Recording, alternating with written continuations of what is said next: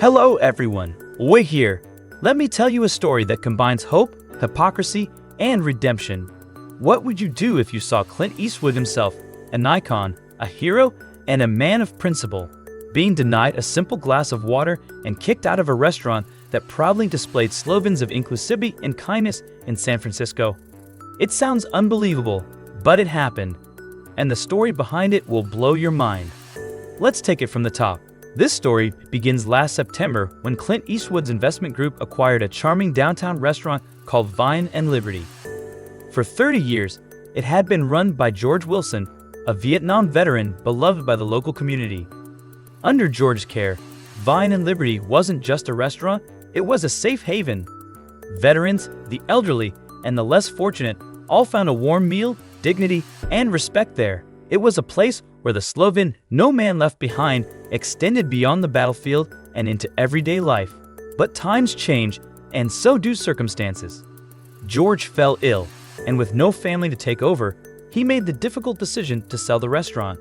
His only hope was that its values would live on. Enter Clint Eastwood's investment group. Clint, a staunch supporter of veterans and a man known for his integrity, saw this as an opportunity to preserve George's legacy while modernizing the space. He trusted his team to handle the day-to-day operations and moved on to other projects.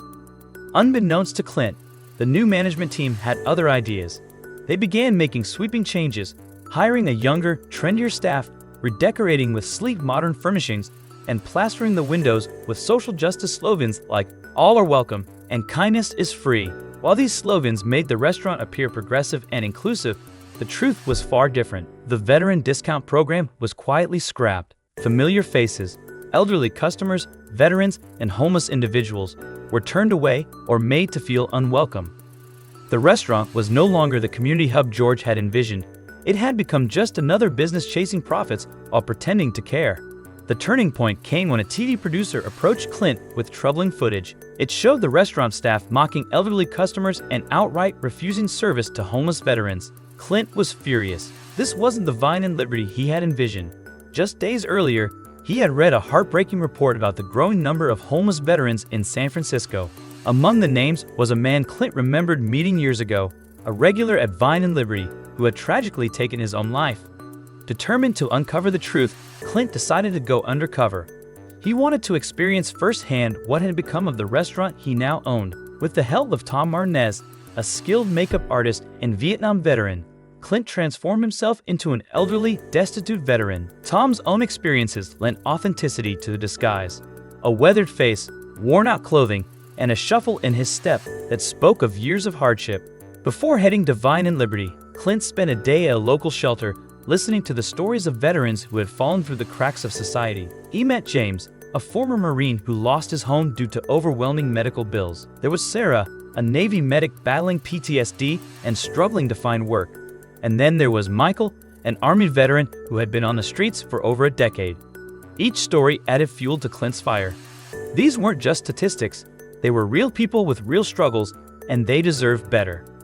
The next morning, Clint made his way to Vine and Liberty. The restaurant looked pristine from the outside, with its polished windows and carefully curated slogans. But as Clint stepped inside, the illusion of warmth and inclusivity quickly shattered. The hostess barely glanced at him before coldly informing him that there were no tables available, even though several were visibly empty. When Clint asked for a simple glass of water, the manager intervened, suggesting he use a public fountain 3 blocks away.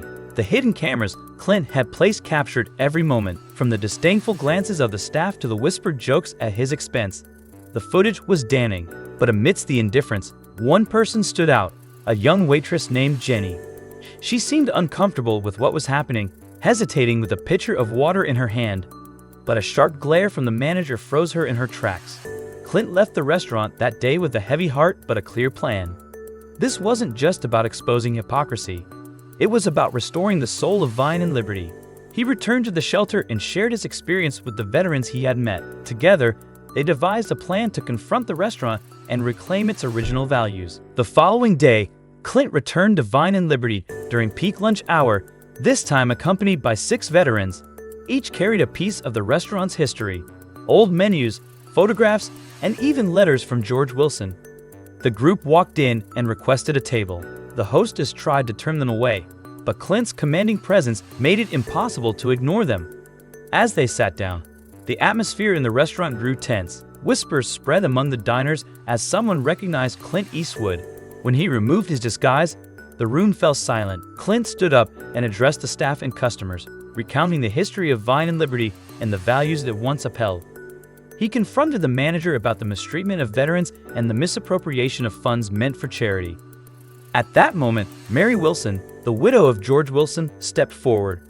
She had been invited by Clint and was holding a framed photograph of her late husband.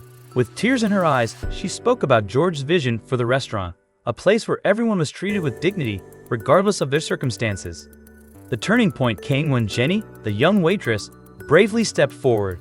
She admitted to feeling ashamed of how the restaurant had changed and expressed her desire to be part of the solution.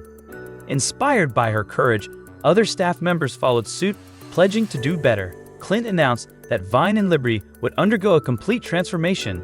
The veteran discount program would be reinstated, and the restaurant would partner with local shelters to provide meals for the homeless. A portion of the profits would be donated to organizations supporting veterans. The changes didn't stop there. Clint also invited the veterans from the shelter to be part of the reopening event, celebrating their resilience and contributions to the community.